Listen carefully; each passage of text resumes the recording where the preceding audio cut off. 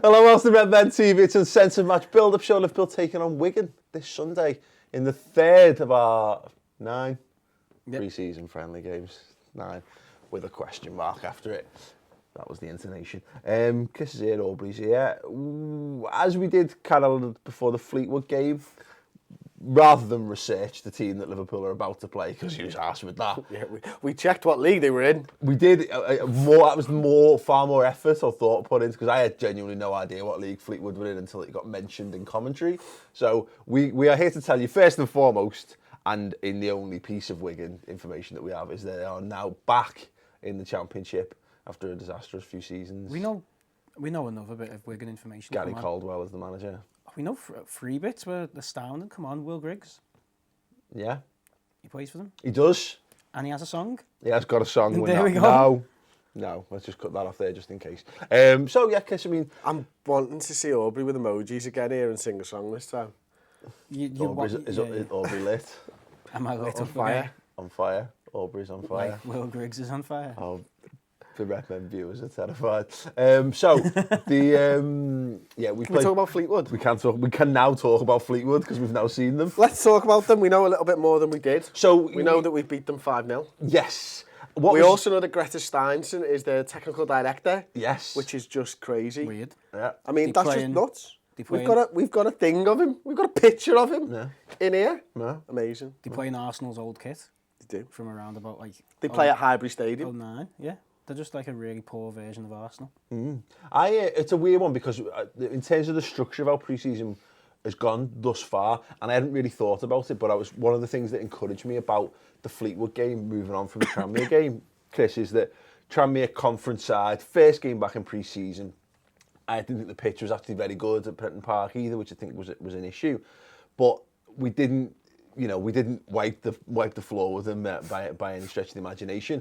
And the first 10 minutes of the Fleetwood game, when I realised we were playing like a League One side, I thought, ooh, you can tell the difference in quality. These might give us a bit more of a game. But what was ultimately really encouraging was how Liverpool rose to that and actually ultimately showed the class as well as the work rate. Yeah, I think, from the first sort of 5-10 minutes of that game, I didn't think it was going to be any other result than a Liverpool victory, and I thought there might have been a couple of goals in it. I don't think I really saw 5-0 in it, but you never really do, because you never know how, if you decide to go with the second half side, you never know how they perform. Yeah. It's not very often I can remember a second half side snotting someone. Yeah. It's always the other way around, isn't it? So these guys have really stepped up their game, haven't they, in the second half, and they actually won it at a bit of a cancer in the end, didn't they? Yeah. It was a mad one because Tom's just diving around behind camera. Carry on. It was that encouraging. And what was good about it, and we've said this now, is like that's 2 friendly games on the bounce, Aubrey, that have actually been rather entertaining. Quite entertaining, yeah. Yeah, it's interesting, isn't it? Obviously they've mapped it out and they've gone National League, what used to be the Conference, League One. Now we're playing a Championship team. Are Hartlepool a Championship team as well? I don't know. What about Huddersfield? Sorry, not Hartlepool. Is it Huddersfield? I think Huddersfield are a Championship. Huddersfield are a Championship. Yeah, so we play 2 Championship teams and then we move into the even bigger teams in the American Tour. So it's that natural progression. What I found interesting, alongside the fact that it was just a good game of football to watch, was in the commentary they went, this was Fleetwood's first pre-season game. That never happens. Normally when we're playing someone, the old trope of like the LFC commentator who only ever comments on LFC games says something like, well, this will be a good test for Liverpool today because they're a week away from actually kicking off, or they've been in training for 5 weeks and our lads have only been back for 2 weeks. So we should be better. We should have seen that improvement from the Tranmere game to that game, and we should be better than a Fleetwood, because if we're on the same level of fitness as them, or fitter, which if it's their first game, we're 1 game under the belts more than them. Even our kids, even our 16-year-olds, Ben Woodburn, should be impressing because they should be better than the League One team. What from which part of the Fleetwood game, Chris, impressed you, and as such you'd like to see more and better of in the Wigan game? If that makes sense. Which parts of the game? Yeah. Which things stood out for you in that match? So much that you'd be just Grujic. Mainly. Yes. Yeah. I thought he was brilliant, man. I thought as a box-to-box midfielder goes, you can see why we've talked about him for so long. He's one of those players where I just hope that when he plays against better players, he'll just up his game again, and it didn't seem to faze him. And it was great to see us put a team in front of all the young kids, not just Grujic, and them stand up to the challenge and just be better, because so many times over the years during pre-season that's not been the case. Yeah. Whereas I think all the youngsters pretty much seized an opportunity that's been given to them, and Grujic for me was absolutely standout. There was a couple of passages of play where Mane was, I don't think he was exceptional on the night, but you can see he's direct. Yeah. You can see he gets the ball, he turns and he starts going at plays, he asks questions. We made it look really simple, what he does. And it's funny, Aubrey, because it's something we've been lacking for so long. And how many times Mane and Moreno linked up and it was just play a ball in behind, or Alexander-Arnold would come over and have a go, or Grujic would have come over and have a go, and it was just Mane chasing down in a 20-yard space between there and the dead ball line, getting it, and then looking to put the ball in. That was, for me, given that we'd seen him on the right the week before, to have him come over to the left and look even more effective when we've seen, and apologies, I realise that this is quite a long-winded thought, but how often do we see guys who are right-footed come from the right corner to the left and they become very one-dimensional? Yeah, how many times he actually just went down when the wing was incredible. He showed us flashes that he can be a great outball, which is an outball that we haven't had since the Suarez-Sturridge partnership was in flourishing, because the ball, sometimes he could just boot it, and he's that fast. He's going to high press, he's going to chase it down. You can play it to him and he can run with the ball and you can run into that. He looked a little bit Vardy-esque the way we were deploying him, because of that ability to be like, right, get it to him, we can move everyone up the pitch. And that's not good if you don't have the runners joining that. Yeah. But Grujic, we didn't know, or I'll say we watched it together, but I didn't know what Grujic was, and I just, for some reason... He's fucking huge. Yeah, so that was the first thing that we said. We were like, is that Grujic? Who's 16, he's huge. Yeah. And then it was like, okay, for some stupid reason, I don't know whether it's something I read, whether I assumed with him being captain at 19, I thought he was more defensive-minded and more of a holding mid. And then you're watching him and you're like, he's having a shot from the edge of the box. He's just beat a man and he's won the pen. He's having another shot and he scores, and he was constantly breaking into that. Into the box, into the attack, and if you've got someone who can join and is industrious and got the energy, and Mane can gain you that time by just being a nuisance, by being fast, by being that outball, to then be able to turn it back and just play it into those people, that it looked really, really promising. But it was the intelligence of his runs as well, wasn't it? I mean, I likened him on the match reaction when he went here last night. I likened him to finding space like Lampard does, because sometimes he'd just stop and let everybody else run around him, and he'd just end up in a pocket of space, or he'd arrive quite late into this space. He's a bit like Maverick in Top Gun. Put on the brakes and they'll fly right by. Exactly. Yeah. Exactly like that, Paul, or just Frank Lampard in footy terms. And that's what he did, and he scored a goal. That's what it's about at the end of the day. And I don't think we've had anybody who can break from that defensive midfielder, or deep lying role, not defensive midfielder, who can break. Joe Allen is reasonably good at it, but can't fucking shoot when he gets there. Grujic looks like he can shoot because he worked the keeper both times that I remember. He didn't start that deep though, didn't he? He was playing more of the 10. I don't really think so, to be honest with you. Really? No, don't. Do you? He was one of the two. I don't think he was in the 10, Grujic. I think he was next to Stewart. Stewart. He was next to Stewart and Alexander-Arnold who were playing the two, and it was Grujic who was the one on the edge of the box. That was our anyway. But no, you're right. If that's the case, then beastie. What I was encouraging about the whole thing for me was, and this happened throughout the match, was the tracking back as well. Mane as well, because you had that. Some of the criticisms. Well, is he going to be the guy who put it in? And Grujic did it as well. How many times when the ball was in our half and these guys are back in, and they're in there looking to put a foot in and looking to spring from there, which was dead encouraging. One, I want to know from you guys then, because we did a little bit of this before the last game. Is there anyone from the second half team who you think, based on the performance that they put in, deserves to kind of migrate upwards? Because what we saw, and kind of what we suspected, was the shift that Ings put in compared to the shift that Firmino put in to some extent. So those guys swap out to some extent. Do you reckon there's anyone there you saw? I think there's another swap, and it's the swap that happened in the game. Alexander-Arnold started the A-team, didn't he, against Tranmere? And then No, he started in the second. Or did he start in the second? He came into the first He came into the first team. So he was the one who impressed in the second team and got the chance. Ryan Kent started against Tranmere in the A team and got dropped, and Alexander-Arnold swapped in. I think that swap again. I think Kent looked brilliant in that. And Woodburn, at 16, turning 17 in October, he's going to take a load of plaudits. Yeah. But Kent, just as he looked what we wanted him to be when he came back for that Exeter game. Yeah. And he just, it overwhelmed him. He tried too hard and he wasn't doing it right. He did simple stuff really, really well. He did complex stuff quite well at times. He linked up well with Firmino. And he had the intelligence that most of the time he picked when to do that, when to play it simple and when to try something a little bit more complex. So I think Kent could possibly go back into that A team, especially whilst there are players in that position who aren't around. Well, I mean, I guess it wouldn't be, in that instance, it probably wouldn't be Alexander-Arnold who come out. Did Mark I don't think that, I'll say it now, I don't think that there is an A and a B team as such. There is a first half team, a second half team.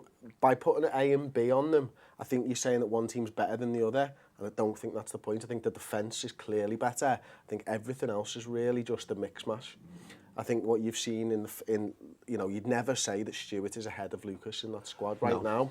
I think there's with a couple of examples, like we said last week, about you've got to seed a couple of senior players into that second half team, because otherwise it's you're under 21 side that you're putting out to some extent. So I personally think that I've done my starting 11 show. I think Lucas is going to come back into it, and there's a reason why, and I've explained that on the starting 11 show.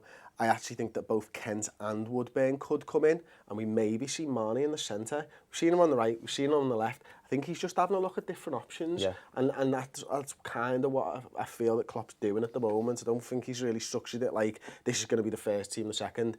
He's got the unit of the defence that he's sticking with, and I think that makes perfect sense. And everything else, he's going to play players with different style players and in different positions to see how they work. It wouldn't even surprise me if Kent played on the other side, and we had a look at him whipping balls in with his left instead of playing an inverted winger. So just to have a look at these options throughout the games. Yeah, this is an interesting one because it's, I guess, I wonder whether there's a quota of how many senior players he's almost keeping in that, because like Moreno wasn't in the A team, as it were, for the first game, but then almost like it's in for Lucas, I guess, to some extent for the Fleetwood one, and then obviously Ings for Firmino, and that's it. I'll tell you who I say impress is a weird one, but who I liked Andre Wisdom in the second half, not because he had anything particularly to do, but how you see him shouting at people. He acted like a senior player in that team, and given that we had the conversation in the week on the Transfer Roundup show about if Sakho's injured, what Wisdom actually could end up sticking around at least till the end of the window. That actually made me feel a lot happy about the whole thing. Klopp name-checked Laurie, didn't he, at the end of the game and stuff. Yeah, just saying you got to see him. Isn't that amazing? He's a jester, he's the old Klopp. What was great about the whole thing as well, I like how Klopp's just kept the expectation down of it all. Even though everyone's running riot, because we were creaming over Ajaria last week, and then now it's Woodburn for everyone now, and Kent, etc., etc. But he kind of said it, no point in getting too happy about it, because ultimately, the first half team, he knows that's his best team, because he even said, the fact is that team only won 1-0 in that half, so he's not happy with that, because the players that are out there should just go out and do what the second half team did, essentially. But it's interesting that, where's that train of thought gone on that? What he basically says is, if you can see the goal, we're not gonna go creaming our kecks, I'm paraphrasing, over getting a clean sheet against Fleetwood in pre-season. Klopp could have said that. Could have done. But if we can see the goal, it doesn't matter that we can see the goal, because that's the point of the whole thing. Still, I love that Karius hasn't conceded the goal. Exactly, yeah. Actually, we've not even talked about him. Bogdan didn't do anything wrong. Fine, great, get him moved on. You know what? Again, Karius did nothing in that game. What I liked about him was, and I didn't notice this from the Tranmere game, is that when the ball gets played back to him, he doesn't look uncomfortable with the ball being played back to him, even remotely. And there was that moment there was 2 minutes of madness toward the end of the first half, where we literally, like, Flanagan ended up playing it to their left winger or whatever at the end of it, and it was a bit like, that's lovely that you're passing that ball, boys, but Colo Touré just empties that 70 yards down the pitch, and then everyone has a breather and we carry on. But other than that, like Karius, there was like 5 minutes where we just passed it round the defence, the goalkeeper, to centre back, to full back, and he just literally takes a touch, lays it off, takes a touch, lays it off. He never dithered. It just looked a really consistent thing, and I'm really excited to see more of that. Is there anything that you think we should be doing more of or better that we didn't do in these games so far? I don't know whether... I'll let Aubrey answer that. I was a little bit disappointed with Ajaria. Mainly, not that he played badly. I don't think he played badly, but I never watched the Tranmere game, so I heard just build him up, and I was dead excited to see him. And he was just outshone by other players on the pitch. It's such a weird one because I was reading some of the comments on your one of the match actions of the player ratings or whatever, and there was people going, "What on earth are you talking about, raving about Kent? Ajaria was class." And I watched the game and I was a bit like, again, the word isn't disappointed. I wanted him. I wanted to see it. Yeah, well, not even that, because it carries negative connotations. It was just I wanted to see more of him. And they actually mentioned it in commentary that he was playing further up the pitch, he was making the runs, and he wasn't getting the ball. So he actually started to drop deeper to pick it up, and all of a sudden he's picking the ball up in the middle of the park, and all of his best work against Tranmere was done on the edge of the 18-yard box. And it was actually telling that Cameron Brannigan looked like the captain of that team, and he was the ball everyone was looking for. Everyone was looking to give it to Brannigan to make the next thing happen, whereas in the first half against Tranmere, the Xavi, but in the first half against Tranmere, everything was going through Ajaria on the edge of the box, but it didn't work. I wonder quite if that's that way. something that maybe a manager would do in pre-season and go play through him this time, and then play through him another game. It ties into the Lucas scored a goal / Lucas getting shouted at by. By the way, he's defo going, isn't he? Yeah. You know what I mean? Look at the. I think Tom noticed it, didn't he? Because he scored. He'd just been shouted at by Klopp and told to get up the pitch, and he was fuming because Klopp was right. He was like, "For fuck's sakes, he's right. I'm gonna have to fucking do this all game now." And then he was bombing up and down like a fucking 20-year-old kid. But the thing is, to go back to your question, which was, do you think that's what the manager's done? I think that's definitely what he's done. He's gone, right, I want to see... I know everything, and everyone at this football club knows everything they know about Lucas. If he gets back to his full fitness, we know exactly what he can give us.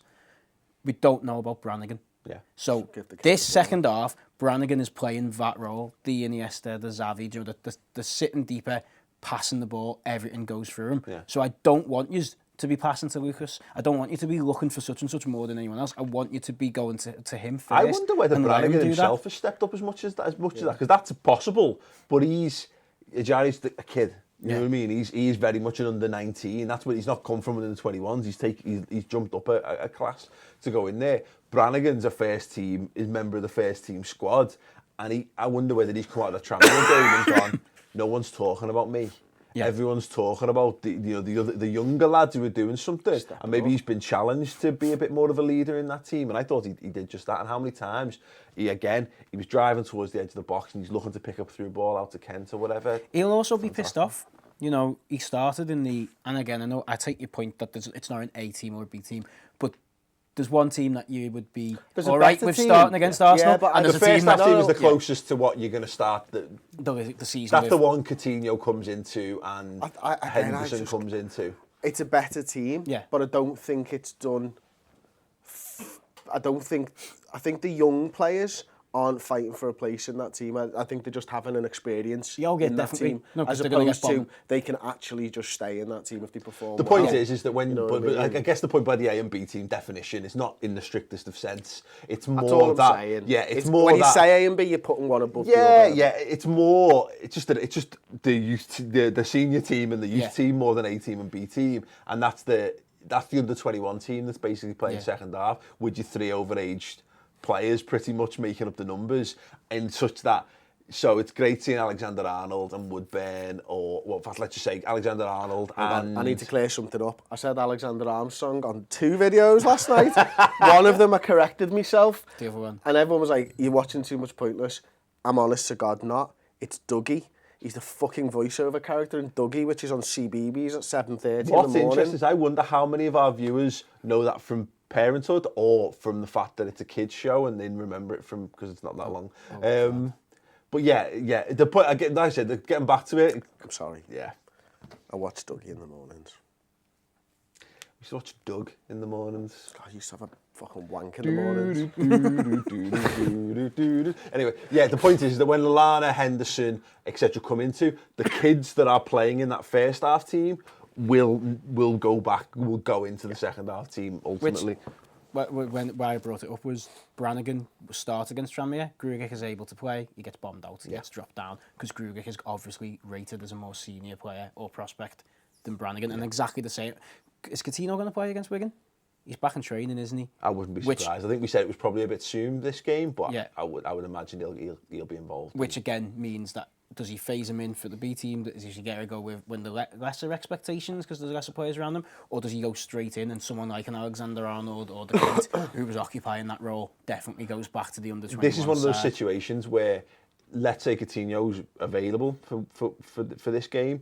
If he comes in and plays in his position, or either on the left or in the 10, say, and Kent gets that opportunity that we've talked about, it means that Markovic is getting shifted down, which gives you another indication how some players are still, massively in force. still teach on it.